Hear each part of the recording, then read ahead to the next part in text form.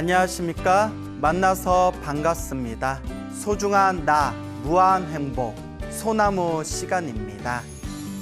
부처님의 머리를 깎고 출가한 제자들을 비구라고 부릅니다. 비구. 그래서 인도에서는 비쿠라고 합니다. 비쿠. 그리고 이제 우리 한문 발음으로는 비구라고 이제 부르고 있습니다. 비구라는 뜻은 걸식하는 자라는 뜻입니다. 걸식하는 자, 얻어먹는 자라는 뜻입니다. 즉 얻어먹고 다니는 분들을 이제 비구라고 부르게 됩니다. 얻어먹기는 얻어먹는데 그 속에는 더 깊은 뜻이 함축되어져 있습니다. 얻어먹는다라는 뜻은 위로는 깨달음을 구하고, 위로는 깨달음, 진리를 구하고, 위로는 깨달음과 진리를 얻고, 아래로는 신도들이 복을 짓게 하기 위해서 얻어먹는다, 음식을 얻어먹는다. 위로는 깨달음을 구하고 아래로는 음식을 구한다, 얻어먹는 자라는 뜻이 있습니다. 그래서 이 비구 스님들이 이 바리떼라고 하죠. 바루를 들고 집집마다 그 불자분들에게, 신도들에게 혹은 중생들에게 이제 음식을 얻는 것을 또 탁발이라고 부릅니다. 탁발. 탁자가 바치다라는 뜻이 있습니다. 바치다. 이제 바치는 것을 탁이라고 하고요. 탁발할 때 발은 바리떼, 바루라는 뜻입니다. 바루, 바리떼. 그래서 탁발이라고 하면 바리떼를 받쳐들고 이제 집집마다 음식을 얻는다라는 뜻이 있습니다. 그리고 탁발의 다른 뜻이 또 이제 걸식이 되겠죠. 걸식. 걸자가 빌다라는 뜻입니다. 빌 걸자. 식은 먹을 식. 그래서 먹을 것을 빈다. 그래서 바루를 들고 다닌다 해서 탁발이라고 부르고, 또 이제 음식, 먹을 것을 빈다 해가지고 먹을 것을 구걸한다, 그리고 구한다 해서 걸식이라고 부릅니다. 이와 같이 탁발하고 걸식하는 분들을 비구라고 부릅니다. 근데 앞에서 설명을 드렸지만 그냥 음식만을 구걸한다, 음식만을 얻으러 다닌다라는 뜻이 아니라 위로는 깨달음, 진리를 구하고, 위로는 깨달음, 진리를 얻고, 아래로는 사람들이 복을 짓게 하기 위해서 이제 음식을 받는다, 음식을 이제 신도들에게 공양받는다, 이제 이런 뜻으로 해석하면 될 것 같습니다. 자, 이와 같이 비구라는 뜻이 걸식하는 자, 탁발하는 자라는 이제 뜻이 있다, 그렇게 말씀을 드렸는데요. 부처님 당시에 어떤 사람이 머리를 깎고 출가해서 다른 종교, 불교 말고 다른 종교의 출가 사문이 됩니다. 사문이라는 뜻은 인도에서는 슈라마나라고 부릅니다. 인도 산스크리트어로 슈라마나라고 하는데, 머리를 깎고 집을 떠나서 수행을 하는 출가자를 통틀어서 슈라마나, 사문이라고 부릅니다. 근데 이제 우리 동양 문화권에서는 사문이라고 하면 불교 수행자, 출가하신 스님을 사문이라고 표현하고 있지만, 원래 사문의 뜻은 인도에서는 이제 머리를 깎고 출가한 불교 외의 모든 출가한 종교인들을 통틀어서 사문이라고 불렀다고 합니다. 그 당시에 이제 인도에서도 수많은 종교가 있지 않았겠습니까? 그래서 머리 깎고 출가했을 때 꼭 불교의 스님으로만 출가하는 것이 아니라, 비구로 출가하는 것이 아니라 수많은 타종교와 수많은 이교도가 있었다고 합니다. 어쨌거나 다른 종교로 이제 머리를 깎고 출가한 사문이 있었는데, 이 사문이 이제 탁발을 다니다가 문득 이런 생각을 합니다.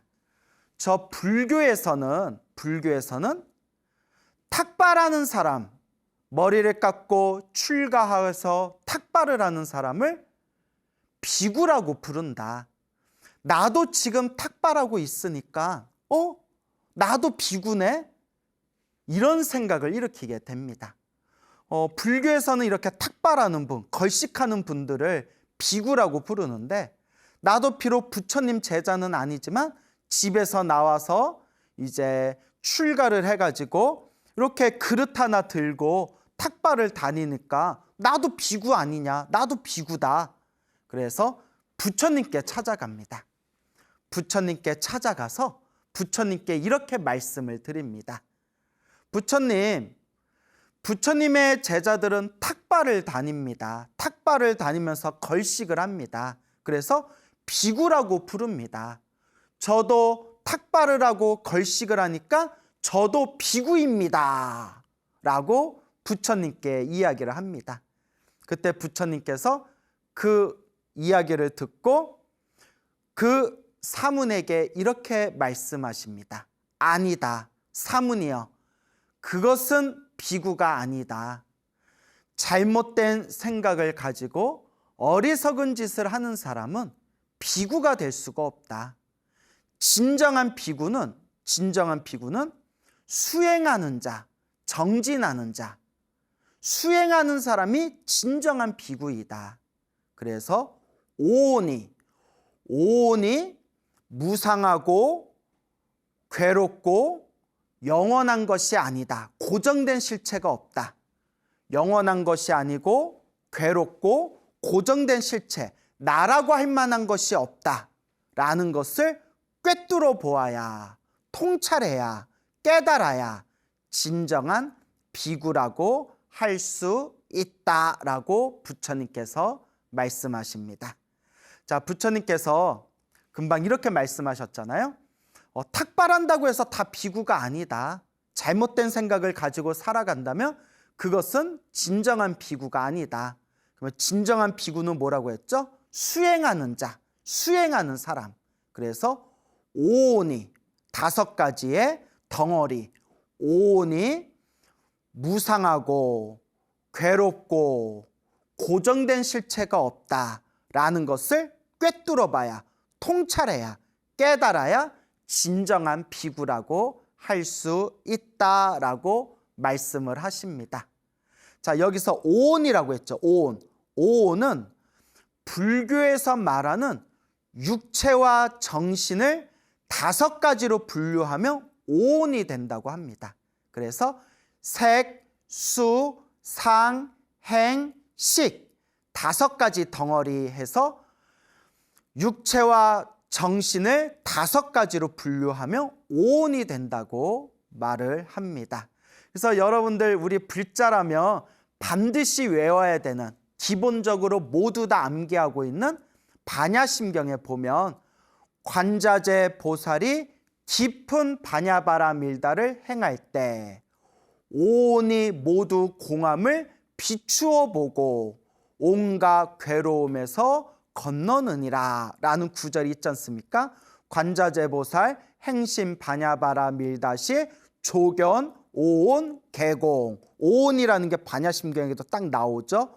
오온이 모두 공함을, 모든 것이 텅 비어 있음을 꿰뚫어 보고 비추어 보고 모든 고통에서 벗어났다.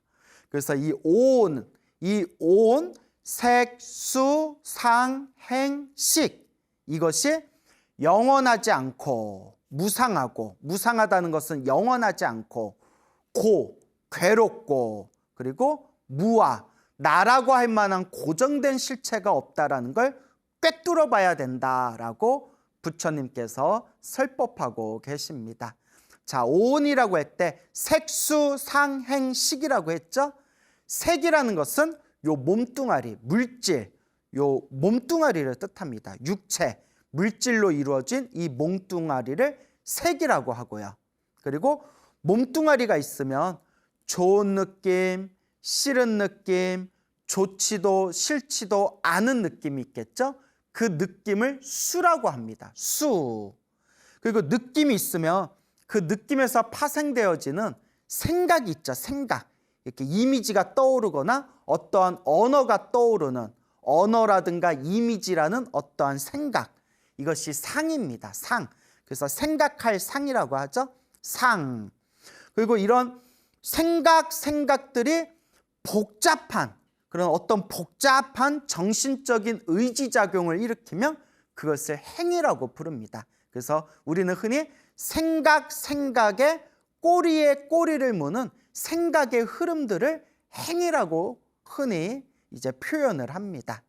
그래서 이와 같이 모든 정신적인 작용을 통해서 컵을 보면 컵이라고 인식하고, 물을 보면 물이라고 인식하고, 불을 보면 불이라고 인식하고, 이렇게 무언가를 어떠한 대상을 인식하는 것을 식이라고 부릅니다.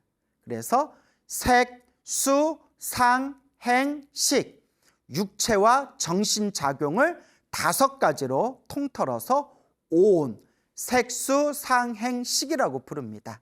그런데 우리 중생들은 이 육체와 정신이라는 게 무언가 영원한 것이 있고, 무언가 집착할 만한 즐거움이 있고, 그리고 나라고 할 만한, 내 것이라고 할 만한 고정된 실체가 있다라는 이러한 육체와 정신에 대한 집착심 때문에, 더 정확히 말하면 색, 수, 상, 행, 식이라는 이 오온에 대한 집착 때문에 끊임없이 번뇌와 망상의 흐름 속에서 생사윤회, 태어나고 죽고 태어나고 죽는 수레바퀴와 같은 이러한 윤회의 삶을 반복하고 있다고 합니다. 그래서 부처님께서 있는 그대로 보아라. 있는 그대로 육체와 정신을 있는 그대로 보아라. 색, 수, 상, 행, 식.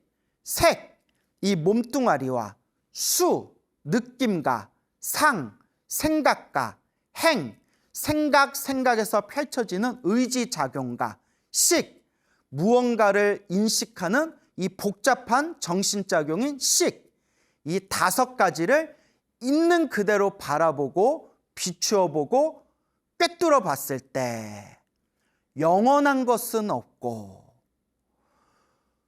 즐겁다고 집착할 만한 그러한 무언가는 없고 모든 것은 불만족, 괴로움이고, 그리고 내 거, 나라고 할 만한 고정된 실체가 없다. 그래서 이것을 무상, 고, 무아라고 부릅니다. 무상, 영원한 것이 없다. 고, 괴로움이고 불만족이다. 무아, 나라고 할 만한, 내 것이라고 할 만한 고정된 실체가 없다. 그래서 무상, 고, 무아를 있는 그대로 꿰뚫어 보면 중생이 가지고 있는 내 몸뚱아리, 내 마음, 내 정신이라고 나와 내 것이고 영원한 것이고 무언가 즐거움으로서 집착할 만한 것이 있다라고 여기는 모든 번뇌와 망상이 산산이 부셔져서 그 사람은 윤회에서 벗어난 해탈, 열반, 깨달음을 얻게 된다라고 경전에서 부처님께서 수없이 설법하고 계십니다. 그래서 부처님께서 그 어느 다른 종교, 이교도의 출가사문이 와가지고 부처님의 제자인 비구들은 탁발을 하지 않습니까? 탁발하는 사람, 걸식하는 사람을 비구라고 부르지 않습니까? 나도 탁발하면서 걸식하니까 나도 비구입니다 라고 했을 때 부처님께서 아니다. 탁발한다고 해서 비구가 아니다. 진정한 비구는 수행하는 자, 그리고 모든 것을 이 정신과 이 육체, 이 오온, 색수상행식을 무상이라고, 고라고, 무아라고, 영원한 것은 없고 괴롭고 고정된 실체가 없다라고 있는 그대로 꿰뚫어보고 통찰하고 깨달음을 얻은 자들, 이런 자들이 진정한 비구이다라고 부처님께서 비구의 진정한 뜻을 설법하셨던 겁니다. 자, 그리고 부처님께서 마지막으로 이와 같은 개송을 설하십니다. 탁발한다고 해서 비구가 아니다. 잘못된 생각과 어리석은 짓을 하면 비구가 될 수 없다. 선악을 초월하여 거룩한 행을 닦고 오온을 통찰하는 사람, 오온, 색수상행식, 오온을 통찰하는 사람, 그가 진정한 비구이다 라고 부처님께서 개송을 설하셨습니다.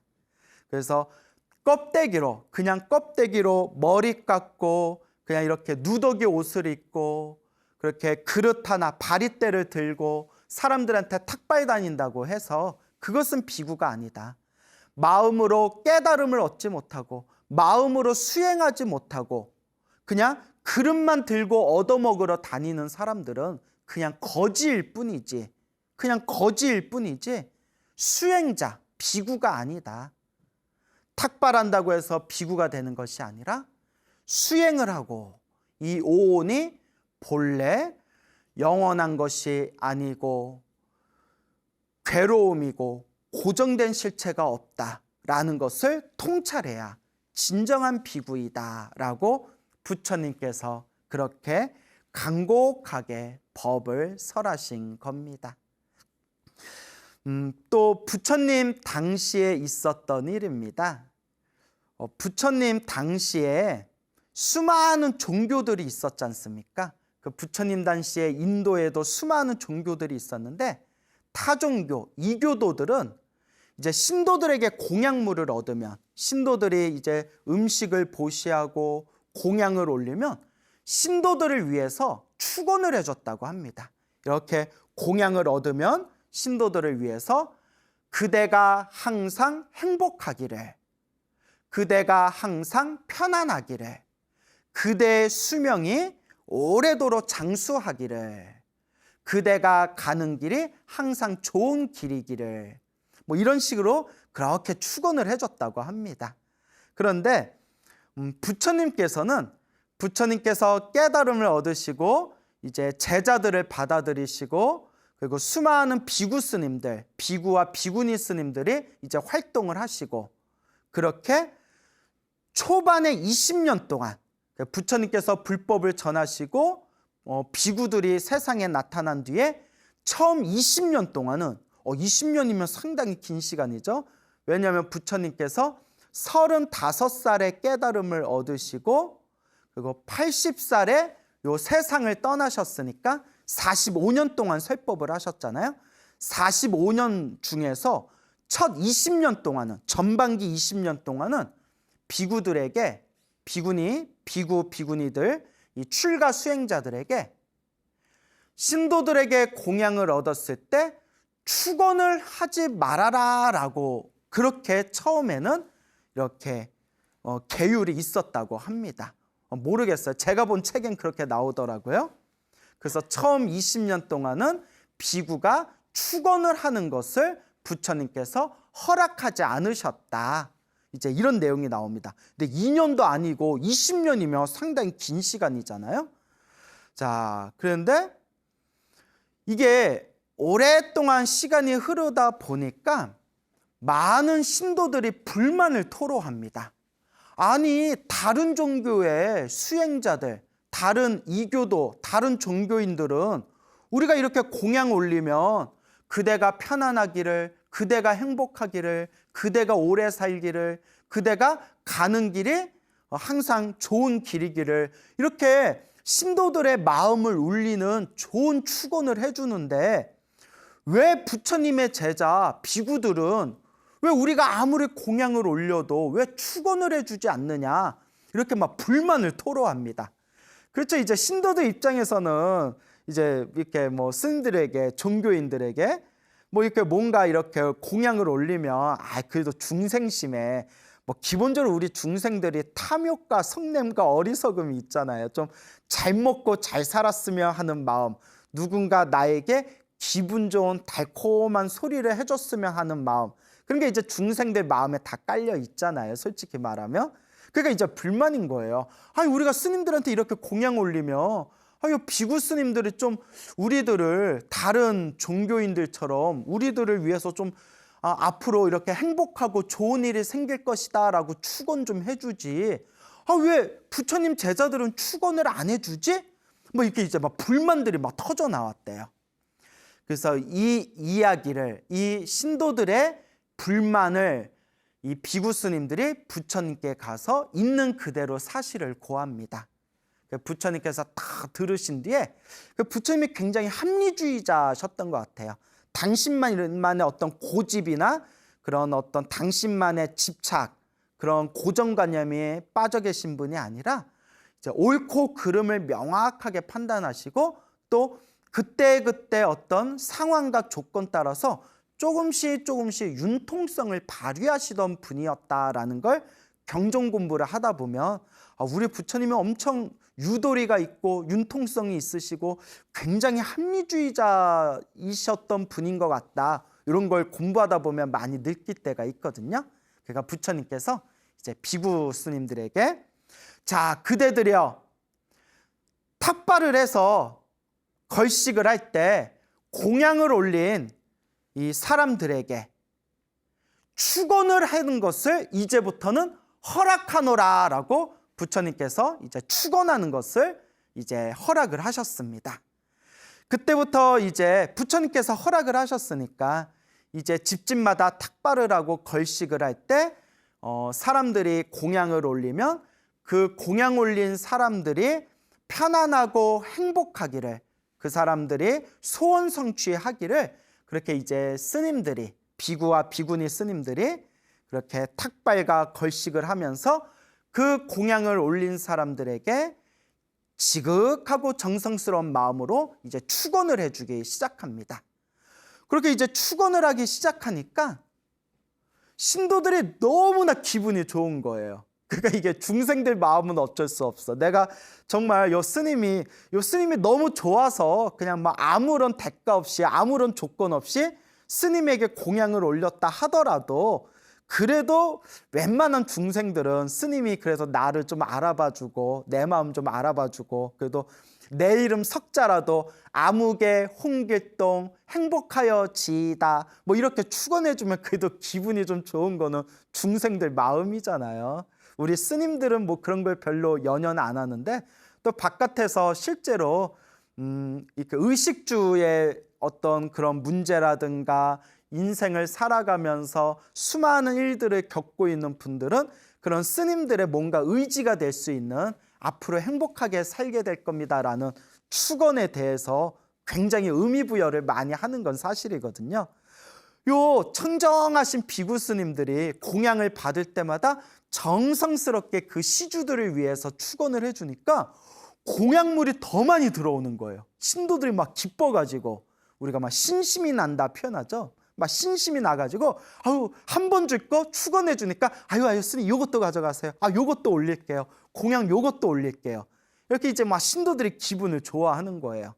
그러다 보니까 이 비구 스님들께 이 출가 수행자들, 이 불교 승단에 훨씬 더 많은 공양들이 들어오게 됩니다.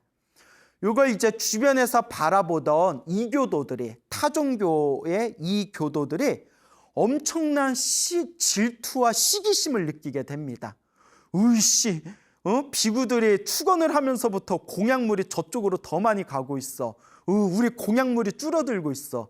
으이씨, 막 이렇게 질투와 이제 시기심이 일어나면서 막 이제 비방을 하기 시작합니다. 부처님과 이제 비구 스님들을 막 비방하기 시작해요. 막 비방을 하면서 성자는 침묵을 지켜야 된다. 성자는 거룩한 자, 성자는 말이 없어야 된다.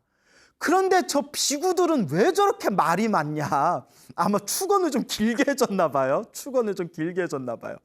아니 부처님의 제자 비구들은 왜 저렇게 말이 많냐? 성자라면, 거룩한 자라면 침묵을 지켜야 된다. 비구들은 말이 너무 많아.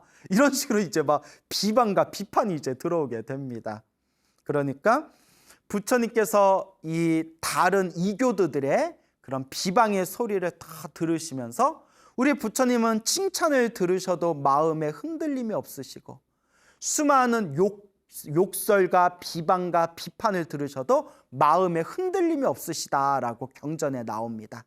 항상 마음이 고요하시고 모든 것을 있는 그대로 꿰뚫어 보시는 분이 바로 우리 부처님이시죠.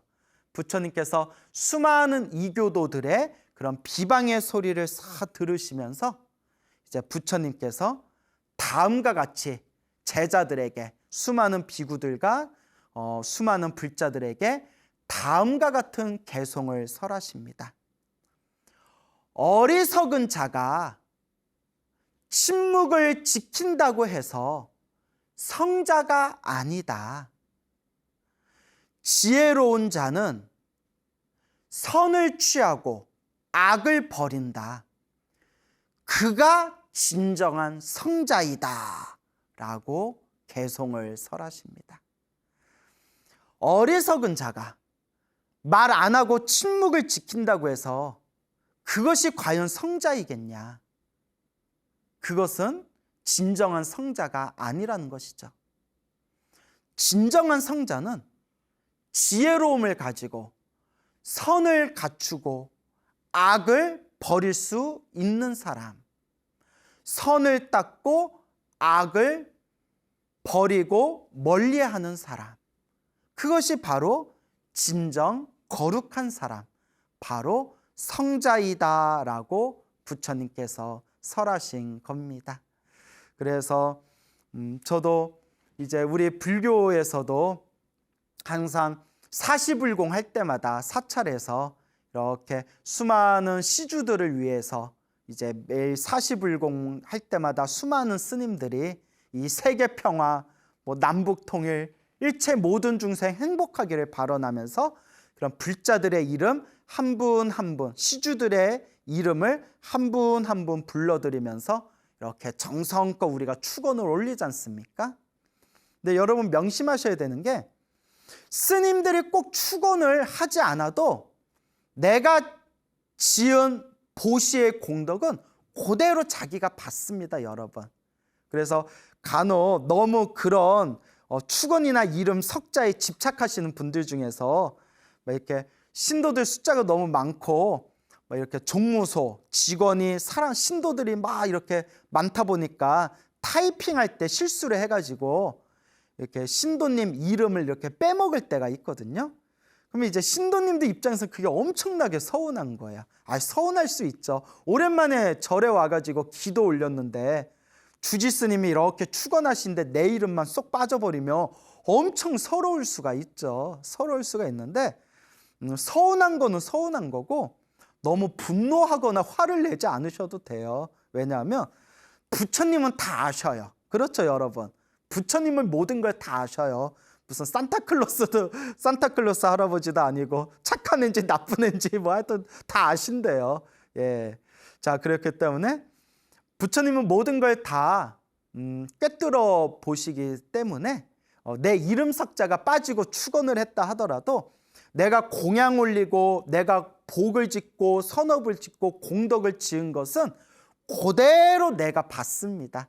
그래서 우리 부처님께서 처음 20년 동안은 요 스님들이 공양을 올린 시주들에게 축원하는 것을 허락하지 않으셨지만 이제 신도들이 다들 너무 서운하다 막 이런 불만들이 나오니까 나중에 이제 부처님께서 스님들에게 공양을 받았으며 시주들을 위해서 축원하는 것을 허락하겠노라 라고 이제 말씀을 하셨다. 이제 이런 내용, 재미난 내용들이 또 공부를 하다 보면 이렇게 발견할 수가 있습니다.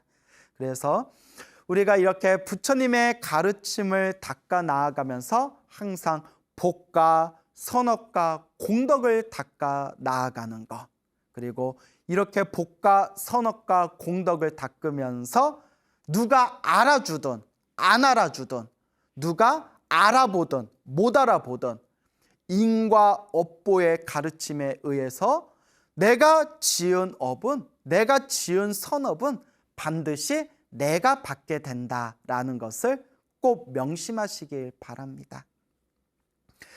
부처님 당시에 어느 어부가 있었다고 합니다. 이 어부의 이름이 아리야라고 불렀답니다. 아리야라는 뜻은 성자라는 뜻이 있답니다. 거룩한이라는 의미를 담고 있는데 아리야, 이제 성자라는 뜻이 있다고 해요. 근데 이 어부인 이 아리아가 과거 전생에 어떤 특별한 성근, 공덕이 있었는지 석가모니 부처님께서 저 강가에서 물고기를 잡고 있는 저 어부 아리아가 이번 생에 수다원가를 얻을 수 있는, 수다원이라는 깨달음을 얻을 수 있는 인연이 무르익었음을 그렇게 부처님께서 꿰뚫어 보시게 됩니다. 자, 수다원이라고 다 아시죠? 그동안 많이 설명을 드렸잖아요. 그래서 부처님의 제자로서 모든 번뇌와 욕망이 사라진, 모든 번뇌가 소멸한 거룩한 성자를 아라한이라고 합니다. 아라한. 그리고 아라한이 되는 데 있어서는 이제 단계가 있다고 했죠. 1단계가 수다원, 2단계가 사다함, 3단계가 아나함, 마지막 4단계가 아라한입니다. 아라한, 모든 번뇌와 욕망이 사라진 거룩한 성자, 아라한. 그래서 수다원, 1단계 수다원을 깨달음을 얻으면 7생 안에, 몇 생? 7생 안에 아라한이 될 수가 있다고 합니다. 그러니까 아라한이 되는 하이패스가 바로 수다원이에요. 내가 수행을 열심히 해서 깨달음을 얻으면 7생 안에 태어나고 죽고 태어나고 죽는 것을 7번 안에 저 거룩한 성자 아라한이 될 수 있다고 합니다. 그래서 수다원, 사다함, 아나함, 마지막 아라한, 거룩한 성자의 깨달음의 세계, 아라한, 이렇게 이제 깨달음의 경지가 펼쳐지게 됩니다. 그러니까 경전에서는 이번 생에 1단계인 수다원가만 얻어도 이 우주를 다스리는 하늘의 신보다도 훨씬 더 고귀한 존재다. 이렇게 이제 경전에서 수없이 이야기하고 있습니다. 우리는 하늘의 신이 위대하고 고귀하고 훌륭할 거다 생각하지만 우리 부처님께서 하늘의 신들조차도 윤회에서 벗어난 존재가 아니다. 오히려 윤회에서 벗어날 수 있는 아라한을 보장받은 이 수다원의 깨달음이 이 우주를 다스리는 신들보다도 훨씬 더 고결하고 고귀한 존재들이다라고 부처님께서 설법하셨습니다. 그래서 부처님께서 저 어부 아리아가 이번 생에 수다원이 될 수 있다, 이번 생에 수다원이 될 수 있는 인연이 있다라는 걸 꿰뚫어 보시고 이제 수많은 제자들과 함께 이제 마을에 가셔서 이제 탁발을 하시고 탁발을 다 마치시고 난 뒤에 일부러 제자들과 길을 뺑 돌아가서 어부 아리아가 낚시하고 있는, 물고기 잡고 있는 곳으로 일부러 그쪽으로 이제 걸음을 옮기십니다. 부처님은 다 깊은 뜻이 있으신 거예요. 그래서 이제 수많은 제자들과 일렬로 부처님께서는 제자들과 길을 걸으실 때 그 군대에서처럼 이렇게 일렬로 열을 맞춰가지고 이렇게 거룩하게 땅바닥을 바라보고 몸과 마음을 관찰하면서 거룩하게 걸음을 옮기셨다고 합니다. 그래서 500명의 스님들이 1250인의 수많은 큰 스님들이 부처님과 함께 길을 걸을 때에도 그 바닥에서 먼지가 일지 않았다고 합니다. 아주 천천히, 아주 그렇게 고귀하게 그렇게 몸과 마음을 관찰하면서 아주 천천히 걸음을 점잖게 옮기셨기 때문에 1000명의 스님들이 걸음을 걸었어도 흙바닥에서 먼지가 일어나지 않았다. 뭐 이런 이야기가 있을 정도예요. 우리는 뭐 혼자서 쫄래쫄래 걸어도 막 먼지가 펄락펄락 일어나지 않습니까? 철상 맞아가지고. 근데 이제 부처님과 부처님의 제자분들께서는 그렇게 점잖고 거룩하고 항상 안정되셨다는 겁니다. 자, 그래서 부처님께서 어부 아리아가 있는 곳으로 싹 오니까 어부가 깜짝 놀래가지고 아리아가 깜짝 놀라서 부처님이 웬일로 여기 오시지 하고 가지고 있던 낚싯대를 놓아버리고 부처님이 이제 지나가시니까 자리에서 이렇게 일어나서 이렇게 한쪽에 서가지고 거룩한 부처님을 향해서 이렇게 합장반배를 올립니다. 그때 부처님께서 아리아 앞에서 잠시 걸음을 멈추신 뒤에 뒤를 돌아보시고 당신의 제자들에게 이름을 하나하나 물어보십니다. 부처님의 제자들 이름을 모를 리가 없잖아요. 근데 일부러 다 이렇게 제자들의 이름을 한 분 한 분 이름을 이제 물어보십니다.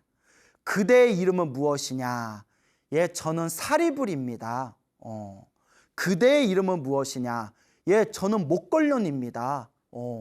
이런 식으로 한 분 한 분 스님들의 이름을 이렇게 물어보신 뒤에 갑자기 아리아를 쳐다보면서, 어부 아리아를 쳐다보면서 그대는 이름이 무엇인가? 그러니까 어부 아리아가 예, 저는 아리아입니다 라고 자신의 이름을 대답합니다. 근데 아까 뭐라고 했죠? 아리아라는 뜻이 성자라는 뜻이 있다고 했죠. 부처님께서 저의 이름은 아리아입니다 라는 그 어부의 이름을 부처님께서 딱 들으시고 아리아는 성자라는 뜻이 있다고 했잖아요. 아리아, 성자, 아리아. 물고기를 잡으면서 살생을 하는 사람이 어찌 성자일 수 있겠는가? 이렇게 이야기를 하시는 거예요. 그 불교에서는 첫 번째 덕목이 불살생이잖아요. 살생하지 말아라. 근데 이제 비록 직업이라서 어쩔 수는 없지만 그 물고기를 잡고 있는 어부에게 그대는 물고기, 살아있는 생명을 해치고 있는데 살아있는 생명을 죽이는 사람이 어떻게 아리아일 수 있겠느냐. 그래서 살짝 말장난이죠. 이름이 아리아인데 부처님께서는 살짝 비틀어가지고 생명을 죽이고 있는데 물고기를 잡아서 살아있는 생명을 해치고 있는데 그게 어떻게 아리아, 성자이겠느냐. 근데 여기서 이제 중요한 게 있어요. 부처님은 모든 말씀 하나하나, 모든 손짓, 발짓 하나하나에 다 깊은 뜻이 있다고 합니다. 이제 요새 애들 말로 다 큰 그림이 있으세요. 다 큰 그림이 있으십니다. 그래서 부처님께서 그냥 어부들한테는 절대 이런 얘기 안 하십니다. 괜히 어부 열심히 직업 때문에 열심히 물고기 잡고 있는 사람들한테 이런 이야기하면 시비 거는 게 될 수 있잖아요. 근데 서두에도 말씀드렸지만 부처님께서 오늘 저 어부 아리아가 수다원이라는 깨달음, 수다원가를 얻을 수 있는 인연이 무르익었다라는 것을 부처님께서 꿰뚫어 보셨기 때문에 부처님께서 일부러 어부 아리아에게 가서 이런 식으로 이제 말을 살짝 비튼 겁니다. 아리아, 성자, 아리아.